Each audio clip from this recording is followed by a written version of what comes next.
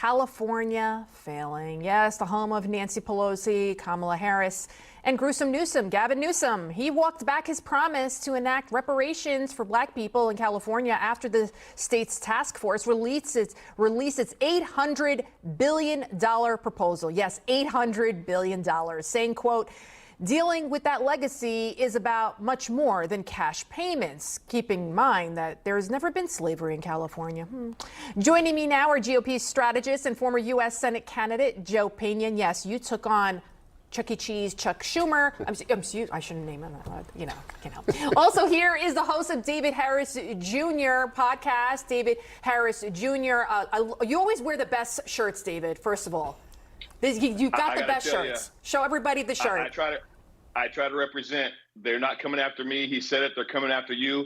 He said, I'm just in the way. That's exactly. It's clear now more than ever. You want to check out my merch. Thanks for the plug. LoveThatMerch.com. LoveThatMerch.com. But we've got to represent. We've got to be a walking staple, I think, every single place that we go. For those of us that stand behind and support President Donald Trump, I love it when people ask me. People will ask me, they say, you like President Trump? I mean, maybe it's my skin color that people just assume that I wouldn't like the man. But I love having the opportunity to engage with conversations with people about President Trump and the truth about the MSM, the mainstream media's propaganda, all the mess, all the lies. And most people don't see it.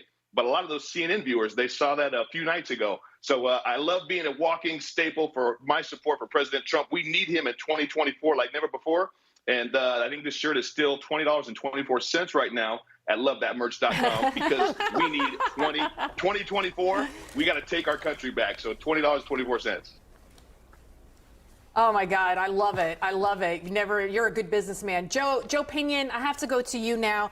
What is this thing about the reparations? You said something very poignant during the break. Everybody's for reparations until they have to pay for it, right? They want to help black people. I mean, this is what the left has always done, right? Malcolm X famously said that the most dangerous threat to black people were northern white liberals. And it remains the truth with people like Gavin Newsom that will pander to black people all day until it actually costs them something, right? We had a term for that back in the day, the NIMBY crowd, the not in my backyard crowd, that they're all for equality in the schools, just as long as it doesn't actually have your child actually have to go to their school. They're all about equality in the neighborhoods, just as long as it doesn't actually impact their property values. And so in a state where we've seen in San Francisco where 9% of the black students are doing math at grade level, 9%, in a state where we have 70% of black children not reading at grade level, it costs them nothing to address that. But no, they want to put forth an $800 billion proposal to pander to voters, knowing the check will never get cashed, it will never be written,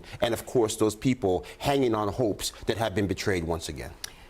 Beautifully said. David Harris, I'll throw you both this question because we only have 2 minutes left, so I'll each give you a minute. I want to get your reaction regarding the Jordan Neely chokehold death. You see Al Sharpton, you see all the mainstream media outlets, they're making this about, something racist. Do you think this Marine would have been charged had he not been a white man, had he not been a Marine? There were two other people that were also involved in holding him down.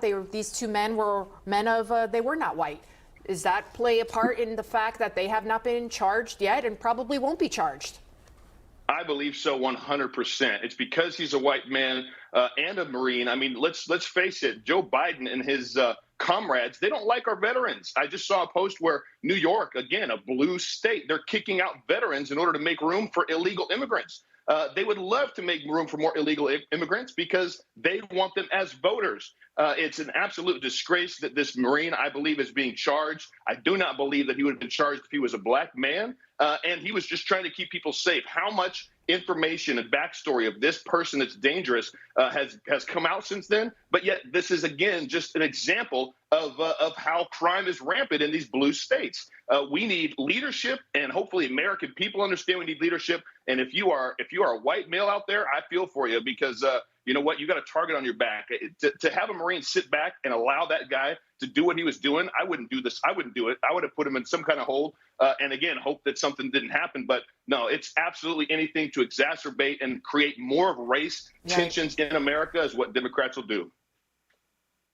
Joe Pinion, 30 seconds to you. I mean, look, before we even knew the name of that Marine, we ended up with a situation where they had members of Congress calling this a lynching on a New York City subway. So if we recognize that the language of our politics has become so hyperbolic, it has quite literally led to violence, has quite literally led to people being harmed, that the notion that fools would rush in and try to dig up some of the vilest, most divisive language in the history of this nation, when we just had a man trying to interact at a time when we've seen far too much violence on the subways, I think is demonstrably demonstrating what is so wrong with the political left, that they are always trying to castigate before they actually investigate. And why don't they care about the black children being killed? Why don't they care about the inner city gang violence that is killing the very people they're claiming to protect? We went through a period in New York City where 100% of all the people that were shot or killed in this city at the height of COVID were black and brown victims, and they didn't say we had a state of emergency. They said we needed to defund the police. If that doesn't tell you exactly how detached they are from reality,